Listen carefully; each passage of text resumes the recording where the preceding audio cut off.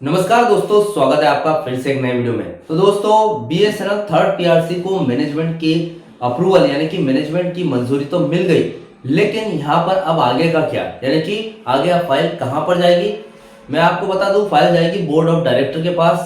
अब यहाँ पर सवाल आता है कि अगर बोर्ड ऑफ डायरेक्टर के पास फाइल जाएगी तो इसकी मंजूरी कब मिलेगी।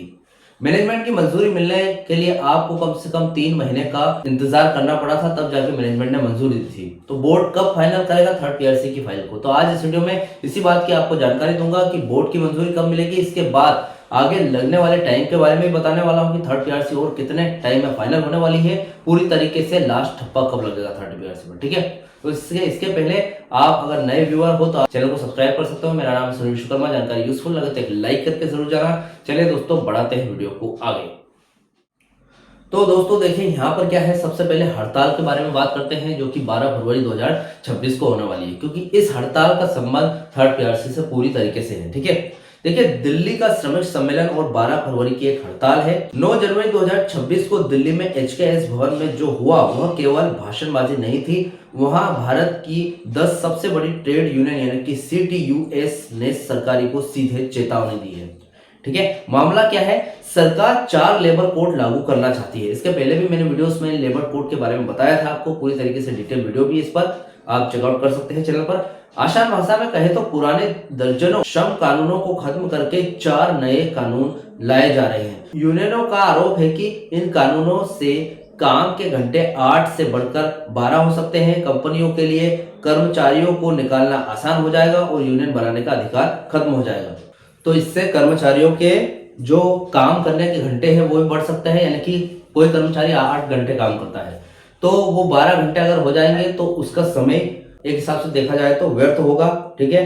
कंपनियों के लिए कर्मचारियों को निकालना भी आसान हो जाएगा, यानी कि कोई भी कर्मचारी अगर कुछ भी दिक्कत करता है कंपनी में तो यहाँ पर इससे क्या है, कर्मचारी उसको आसानी से निकाल सकेगी उन कोड्स के हिसाब से, ठीक है। अब यहाँ पर जो यूनियंस बनाते हैं कर्मचारी, ठीक है, कोई भी कर्मचारी है तो सारे कर्मचारियों को अपनी बात मैनेजमेंट पर रखने के लिए यूनियन की जरूरत होती है, तो यूनियन बनाने का अधिकार भी वो खो देंगे। तो ये जो कोड्स है ये कुछ हद तक अच्छे नहीं है, देखा जाए तो कर्मचारियों के लिए गलत है यूनियंस के हिसाब से। तो यूनियन चाहती है कि इन कोड्स को ना आने दिया जाए। अब बीएसएनएल ईयू का रुख देख लेते हैं। हमारे महासचिव अनिमेश मित्रा जी ने इस सम्मेलन में हिस्सा लेकर यह साफ कर दिया है कि बीएसएनएल का कर्मचारी इस लड़ाई में अकेला नहीं है। 12 फरवरी 2026 को जो देशव्यापी आम हड़ताल होगी उसमें बीएसएनएल के कर्मचारी भी शामिल होंगे। यह हड़ताल सरकार को यह बताने के लिए है कि आप सार्वजनिक क्षेत्र पीएसयू को निजी हाथों में बेचना चाहते हैं और मजदूरों के हक को छीनना बंद करें। सेकंड पॉइंट आता है थर्ड पीआरसी मैनेजमेंट की मंजूरी के बाद अब तक फाइल का सफर कहाँ है, मतलब फाइल कहाँ जाएगी, बोर्ड ऑफ डायरेक्टर के पास जाएगी, तो वहां पर क्या होगा वो देख लेते हैं। 8 जनवरी को मैनेजमेंट कमेटी ने फाइल को मंजूरी मिलना एक ऐतिहासिक मोड़ है, लेकिन यहाँ फाइल का असली संघर्ष शुरू होता है। अब फाइल इन विभागों के चक्कर काटेगी, यानी कि अभी मैनेजमेंट को 8 अक्टूबर 2025 के बाद थर्ड पीआरसी पर हस्ताक्षर होने के बाद मैनेजमेंट कमेटी की मंजूरी 3 महीने में मिली। तो ऐसा आगे भी जो जिस विभाग में भी फाइल जाएगी वहां पर भी टाइम लगेगा।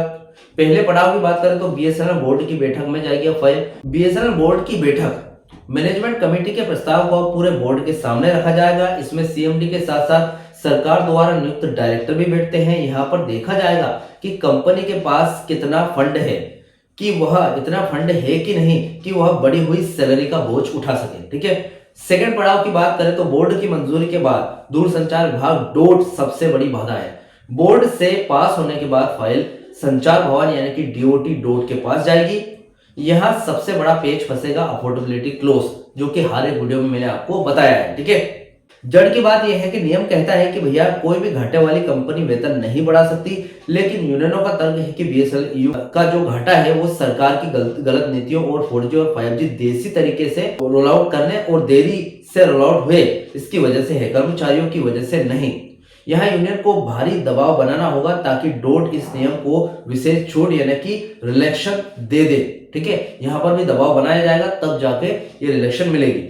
पड़ाव 3 की बात करें उसके बाद जो फाइल है डीपीओ कैबिनेट महासचिव के पास जाएगी। डोट की हरी झंडी मिलने के बाद फाइल सार्वजनिक उद्यम विभाग डीपीई जाती है, क्योंकि मामला हजारों करोड़ के वित्तीय बोझ का है, इसलिए अंत में इसे केंद्रीय कैबिनेट की मंजूरी की जरूरत पड़ सकती है, यानी कि पीएम के पास भी ये फाइल जा सकती है। ठीक है, तीसरा पॉइंट है इसमें कितना समय लगेगा। अब इतने विभागों के पास जाएगी तो कितना समय लगेगा, ये जाहिर सी बात है, सवाल उठता है।